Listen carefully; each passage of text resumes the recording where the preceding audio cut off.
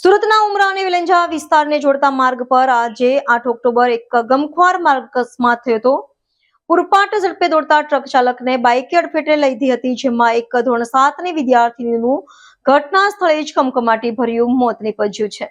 મળતી માહિતી મુજબ આ અકસ્માત ઉમરા વેલંજા રોડ પરના 1:30 વાગે આસપાસ થયો હતો. ઝડપે દોડી રહેલા ટ્રકે બાઇકને ટક્કર મારી હતી, જેમાં ધોરણ 7ની વિદ્યાર્થીની બાઇકના પાછળના ટાયરમાં આવીને કચડાઈ જતા મોત નીપજ્યું હતું.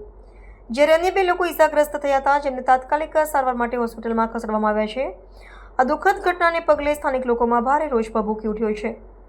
ધોરણ 7ની વિદ્યાર્થીનીનું મોત થતાં મોટી સંખ્યામાં લોકો એકઠા થઈને ચક્કાજામ કર્યો હતો અને વહીવટીતંત્ર વિરુદ્ધ જોરદાર વિરોધ પ્રદર્શન કર્યું હતું. લોકોએ જણાવ્યું હતું કે આ રોડ પર પ્રતિદિન 1 થી 2 અકસ્માતો થાય છે, તેમ છતાં કોઈ નક્કર કાર્યવાહી કરવામાં આવતી નથી. ઘટનાની જાણ થતાં જ ઉત્તરાયણ પોલીસ તાત્કાલિક સ્થળ પર પહોંચી હતી અને ગુસ્સે ભરેલા લોકોને સમજાવીને પરિસ્થિતિને કાબૂમાં લેવાના પ્રયાસો હાથ ધર્યા હતા. પોલીસે મૃતક કિશોરીના મૃતદેહને પોસ્ટમોર્ટમ માટે ખસેડીને આગળની કાર્યવાહી શરૂ કરી છે.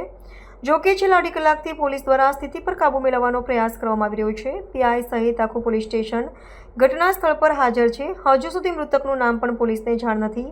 આ સાથે જ ઇજાગ્રસ્તોના નામ પણ ખબર નથી.